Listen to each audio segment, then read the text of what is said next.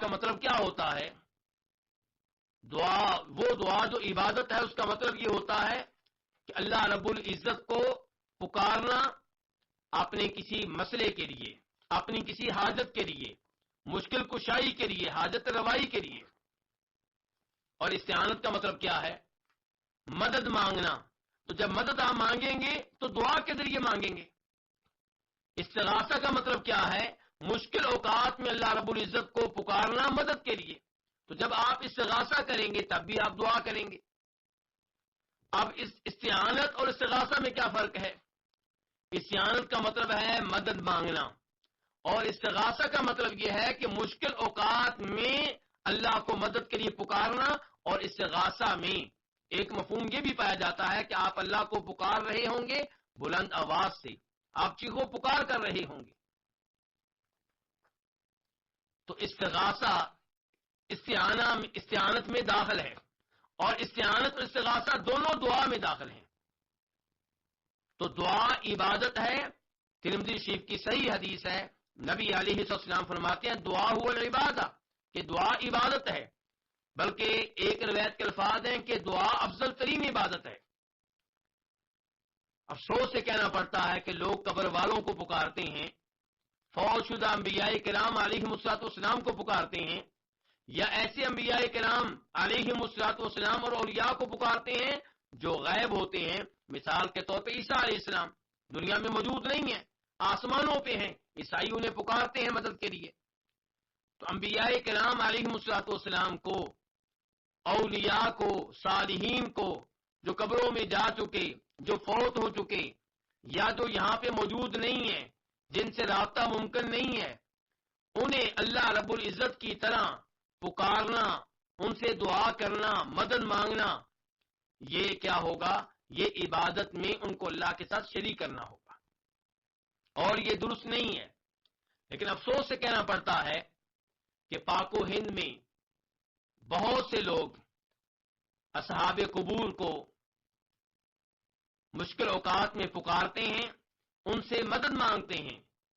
یہ نعرہ لگتا ہے یا علی مدد، یہ نعرہ لگایا جاتا ہے یا رسول اللہ مدد، اور کبھی یہ کہا جا رہا ہوتا ہے کہ شیخ عبد القادر جیلانی شیئا للہ، کہ اے شیخ اللہ رب العزت کی خاطر کچھ دے دیں۔ آپ اندازہ کیجئے کتنی بڑی یہ جرت ہے، کتنی بڑی جسارت ہے، یہ شرک کی انتہا ہے۔ جب انسان توحید کی صراط مستقیم کو ترک کرتا ہے تو انسان ایسے ہی گمراہی کی اتھاہ گہرائیوں میں جا گرتا ہے۔ اور کہا یہ جاتا ہے کہ یہ انبیاء اور یہ اولیاء علیہم السلام یہ اصل نہیں ہے، یہ عون الہی کا مظہر ہیں، یہ اللہ کی مدد کا ایک مظہر ہیں۔ ہم ان کو اصل نہیں سمجھتے، ان کا امداد کرنا اللہ رب العزت کی طرف سے امداد ہے۔ جبکہ قرآن حکیم پڑھ لیں، نبی علیہ السلام کی حدیث کا مطالعہ کر لیں تو آپ کو معلوم ہوگا کہ یہی وہ شرک ہے جو مکہ والے کرتے تھے۔ لات ایک آدمی کا نام ہے، عبداللہ ابن عباس فرماتے ہیں رضی اللہ تعالیٰ عنہما، اس روایت کے مطابق جسے امام بخاری بیان کرتے ہیں کہ لات ایک نیک آدمی تھا جو حاجیوں کی خدمت کیا کرتا تھا، انہیں ستو پلایا کرتا تھا۔ جب وہ فوت ہو گیا تو اس کے نام پہ ایک پتھر قائم کر دیا گیا، ایک بت قائم کر دیا گیا، اس کی یادگار قائم کر دی گئی۔ نوح علیہ السلام کی قوم میں بھی شرک ایسے ہی ہوا۔ ان کے جو 5 بزرگ تھے، ان کے جو 5 تن پاک تھے، ان کا نام قرآن حکیم میں آیا ہے، وَقَالُوا لَا تَذَرُنَّ آلِهَتَكُمْ وَلَا تَذَرُنَّ وَدًّا وَلَا سُوَاعًا وَلَا يَغُوثَ وَيَعُوقَ وَنَسْرًا۔ یہ 5 ان کے بزرگ ہیں، یہ انسان تھے، ان کے ولی تھے، فوت ہو گئے تو ان کے نام پہ یادگاریں قائم کر دی گئیں۔ لوگ وہاں پہ آتے اور وہاں پہ آ کے اللہ رب العزت کی عبادت کرتے۔ ایک نسل ختم ہوئی، دوسری نسل بھی چلی گئی، تو بعد والے لوگوں کے ذہنوں میں شیطان نے یہ ڈالا کہ تمہارے بڑے آ کر انہی کو سجدہ کرتے تھے، ان کے سامنے ہاتھ پھیلاتے تھے، ان سے دعا کرتے تھے، مشکل اوقات میں انہی کو پکارتے تھے۔ حالانکہ پہلی نسل وہاں پہ آ کر انہیں نہیں پکارتی تھی، وہ اللہ سے دعا کرتے تھے، لیکن وہاں پہ آ کر، اسی لیے ہمارے نبی علیہ السلام نے قبروں کے پاس آ کر سجدہ کرنے سے روکا ہے، چاہے وہ سجدہ اللہ تعالیٰ کے لیے ہو. آپ نے قبروں کو سجدہ گاہیں بنانے سے روکا ہے. آپ کے باقاعدہ الفاظ ہیں، صحیح حدیث ہے کہ اللہ کی لعنت ہو یہودیوں اور عیسائیوں پہ کہ انہوں نے اپنے انبیاء علیہم الصلوۃ والسلام اور اپنے صالحین کی قبروں کو سجدہ گاہیں بنا لیا تھا. آپ نے یہ نہیں کہا کہ وہ قبر والوں کے لیے سجدہ کرتے تھے، آپ نے کہا کہ قبروں کو سجدہ گاہیں بنا لیا تھا. تو اس سے پتا چلا کہ قبر کو سجدہ گاہ بنانے کی اجازت نہیں ہے.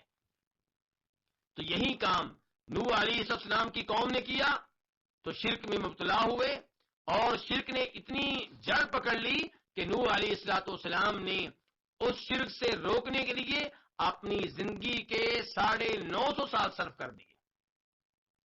لیکن رزلٹ کیا نکلا کہ وما آمن معه الا قلیل، کہ ان پہ ایمان لانے والے تھوڑے تھے. اسی لیے ہماری شریعت نے ان راستوں سے روکا ہے، ان ذرائع سے روکا ہے جو شرک کا سبب بن سکتے ہیں. کئی چیزیں ایسی ہیں جو شرک نہیں ہوتی لیکن شرک کا ذریعہ بن سکتی ہیں، ہماری شریعت نے ان سے بھی روک دیا ہے. تو آج یہ جو کہا جاتا ہے کہ ہم انبیاء کو اور اولیاء کو پکارتے ہیں تو یہ ان کو مستقل بذات نہیں سمجھتے. مستقل بذات سمجھے شرک تب ہوتا ہے جب ہم یہ سمجھیں کہ اللہ نہ چاہے تو تب بھی وہ مدد کر سکتے ہیں، تب شرک ہوگا. جبکہ ہم یہ سمجھتے ہیں کہ وہ مدد کرتے ہیں اللہ کے چاہنے سے، اللہ کی مشیت سے. لیکن یہ سب کچھ قرآن و حدیث کے خلاف ہے.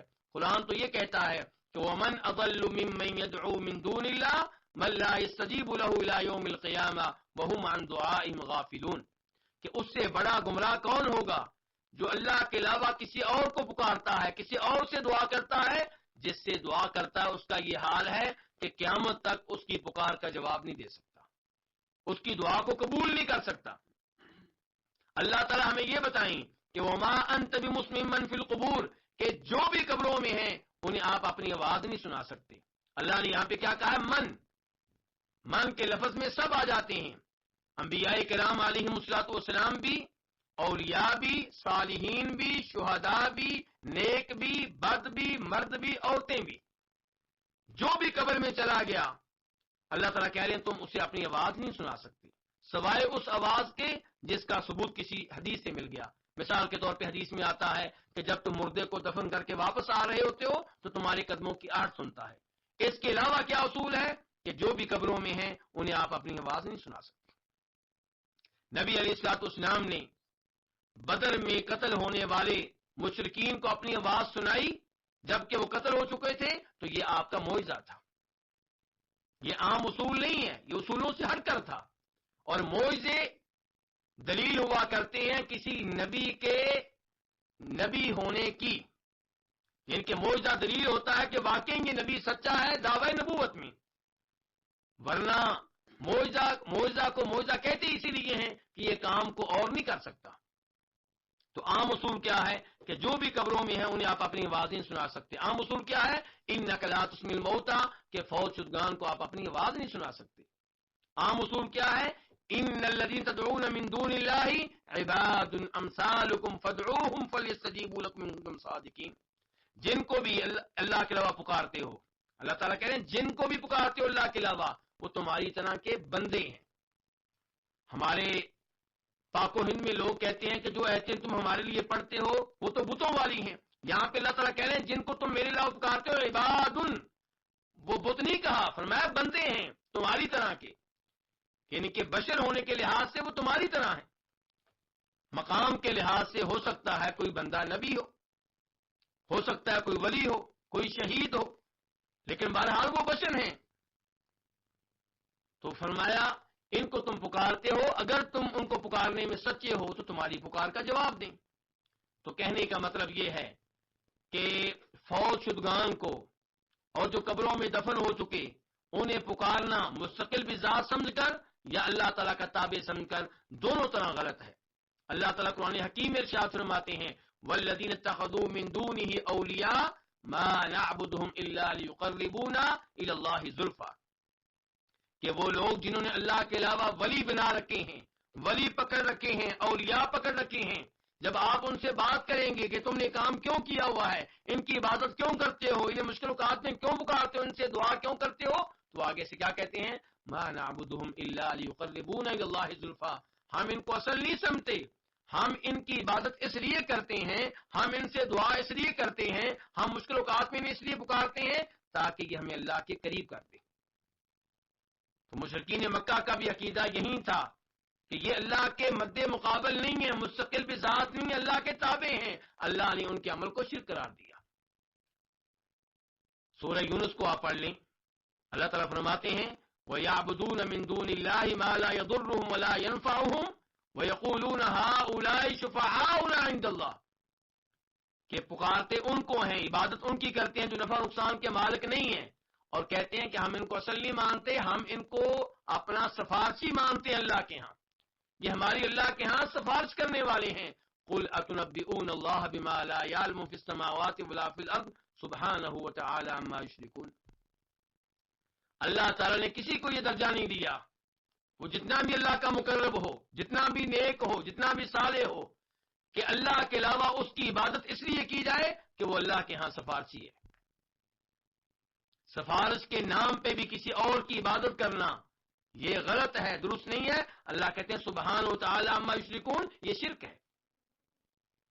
تو مستقل بذات سمجھ کر انبیاء کرام علیہم السلام کو پکارنا، یا غیر مستقل سمجھ کر جب بھی آپ ان کو غیبانہ طور پہ پکاریں گے، فوت ہونے کے بعد پکاریں گے، قبروں میں چلے جانے کے بعد پکاریں گے، تو یہ عمل کیا کہلائے گا؟ یہ شرک کہلائے گا۔ جبکہ ہم کیا کہتے ہیں؟ سورہ فاتحہ پڑھتے ہوئے وعدہ کیا کرتے ہیں؟ ایاک نعبد و ایاک نستعین، کہ ہم تیری ہی عبادت کرتے ہیں اور تجھ ہی سے مدد مانگتے ہیں۔ یہاں پہ میں یہ بھی وضاحت کرنا چاہوں گا کہ جو لوگ قبر والوں کو پکارتے ہیں، فوت شدگان کو پکارتے ہیں اور یہ کہتے ہیں کہ ہم انہیں مستقل بذات نہیں سمجھتے، انہیں اللہ کی مدد کا مظہر سمجھتے ہیں، ان کے دلائل میں سے دو دلیلیں یہ ہیں کہ فَأَعِينُونِي بِقُوَّةٍ، کہتے ہیں کہ سورہ کہف پڑھیے، قرآن میں آیا ہے کہ ذوالقرنین ان لوگوں سے مطالبہ کر رہے ہیں جنہوں نے ذوالقرنین سے درخواست کی تھی کہ آپ یاجوج ماجوج اور ہمارے درمیان ایک دیوار قائم کر دیں۔ ذوالقرنین ان سے کہہ رہے ہیں کہ تم میری مدد کرو، تو ذوالقرنین نے ان سے مدد مانگی ہے، یہ استعانت ہے۔ کہتے ہیں اس سے پتہ چلا کہ نیک لوگوں سے مدد مانگی جا سکتی ہے۔ جبکہ عہد پہ آپ غور کریں گے تو آپ کو پتہ چلے گا کہ ذوالقرنین سے وہ لوگ نہیں کہہ رہے کہ اعینونی، بلکہ ذوالقرنین ان لوگوں سے کہہ رہے کہ تم میری مدد کرو۔ ذوالقرنین ان سے مدد مانگ رہے ہیں، اور یہ کسی قبر والے سے مدد مانگنا نہیں ہے، یہ کسی فوت شدہ سے مدد مانگنا نہیں ہے، بلکہ یہ زندہ آدمی کا زندہ آدمی سے اس معاملے میں مدد مانگنا ہے جس معاملے میں مدد کرنے کی اللہ نے اس کو قوت، طاقت اور قدرت دی ہے۔ اور یہ بالکل ٹھیک ہے، یہ قرآن و حدیث کے عین مطابق ہے۔ انبیاء کرام علیہم السلام کے واقعات پڑھ لیں قرآن حکیم میں، وہ آیات جن میں گزشتہ انبیاء کرام اور ان کے اقوام کا تذکرہ آیا ہے، وہاں پہ کہیں بھی آپ کو چیز نہیں ملے گی کہ کسی نبی نے زندہ آدمی کے زندہ آدمی سے مدد مانگنے کو شرک قرار دیا ہو۔ قرآن حکیم میں ایسی آیات ہیں جن سے پتہ چلتا ہے کہ اگر زندہ آدمی سے ان امور میں مدد مانگے جن امور میں اللہ نے اسے مدد کرنے کی طاقت بخشی ہے تو اس میں کوئی حرج نہیں ہے۔ اللہ تعالیٰ فرماتے ہیں وَتَعَاوَنُوا عَلَى الْبِرِّ وَالتَّقْوَىٰ، کہ ایک دوسرے سے تعاون کرو نیکی کے کاموں میں، تقویٰ کے کاموں میں، پرہیزگاری کے کاموں میں۔ اللہ تعالیٰ فرماتے ہیں سورہ انفال میں وَإِنِ اسْتَنصَرُوكُمْ فِي الدِّينِ فَعَلَيْكُمُ النَّصْرُ، تمہارے وہ بھائی جو مسلمان ہو چکے ان پہ واجب تھا کہ ہجرت کر کے مدینہ چلے آتے، نہیں آ سکے کسی مجبوری کی وجہ سے یا سستی کی وجہ سے، اگر کبھی تم سے مدد مانگیں دین کے معاملے میں تم پہ واجب ہے کہ ان کی مدد کرو۔ اللہ کہہ رہے ہیں اگر وہ تم سے مدد مانگے تو مدد کرو، یہ نہیں کہا کہ مدد مانگے تو مدد نہ کرو کیونکہ تم سے مدد مانگ کے وہ مشرک ہو گئے۔ تو پتہ چلا کہ اگر کسی زندہ آدمی سے اس معاملے میں مدد مانگی جائے جس معاملے میں وہ مدد کرنے کی طاقت رکھتا ہے تو یہ شرک نہیں ہے۔ قرآن حکیم میں ہے سورہ قصص میں فاستغاثه الذی من شیعته الذی من عدوہ کہ موسیٰ علیہ السلام سے مدد مانگی ان کی قوم کے ایک آدمی نے کس کے خلاف؟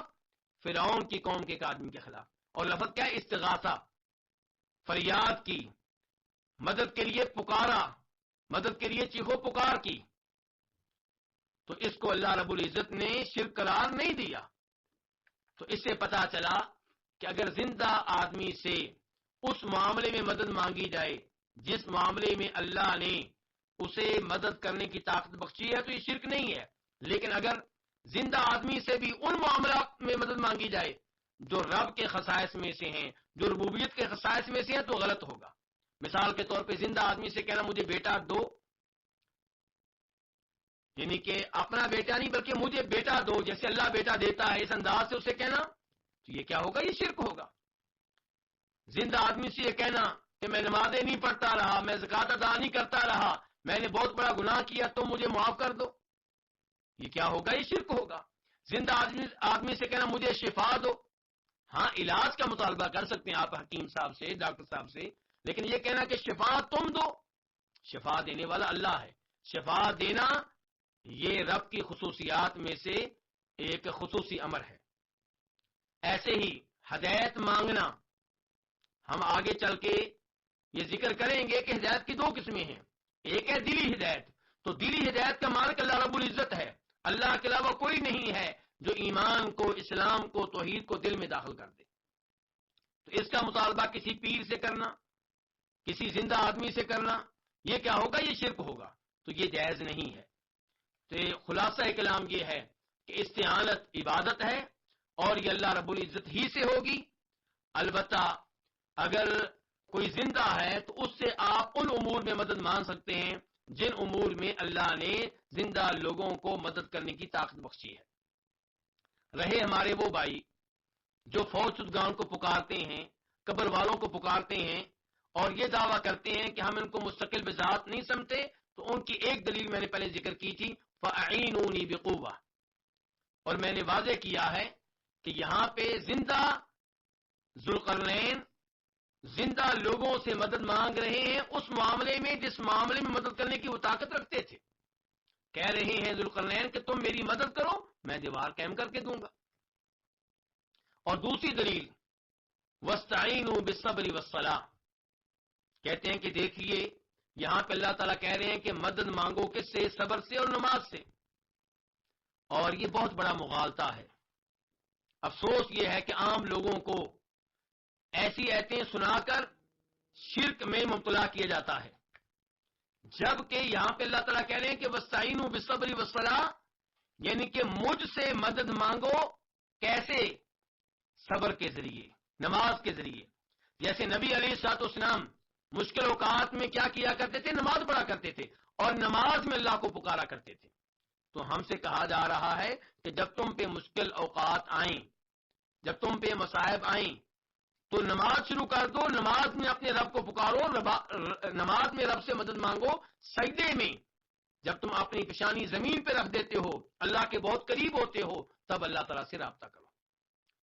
یعنی کہ صبر اور نماز اس آیت میں مستعان نہیں ہیں، ان سے مدد نہیں مانگی جا رہی، مستعان بھی ہیں. تو مستعان کون ہے؟ اللہ رب العزت. اور قبر والے جو فوت ہو چکے نہ وہ مستعان ہیں نہ مستعان بھی ہیں. مدد کرنے والا بھی اللہ اور اللہ سے مدد لینے میں وہ سبب بھی نہیں ہے، کیونکہ اللہ تعالیٰ بیان کر رہے ہیں تم انہیں اپنی آواز نہیں سنا سکتے. اللہ کہہ رہے ہیں وَهُمْ عَنْ دُعَائِهِمْ غَافِلُونَ، تمہاری دعا سے غافل، بے خبر، لا علم ہے. اللہ رب العزت سے دعا ہے کہ اللہ رب العزت ہمیں سورہ فاتحہ اور خصوصاً ایاک نعبد و ایاک نستعین کی تفسیر صحیح معنوں میں سمجھنے کی توفیق بخشے. جس آدمی نے اس آیت کو صحیح معنوں میں سمجھ لیا وہ شرک سے دور رہے گا، اور جو اس کو صحیح معنوں میں نہیں سمجھ سکا اس کے بارے میں خطرہ ہے کہ اس آیت کو پڑھنے کے باوجود، اس کا ترجمہ جاننے کے باوجود وہ شرک میں مبتلا ہو جائے گا. اللہ رب العزت ہمیں ہر طرح کے شرک سے محفوظ رکھے.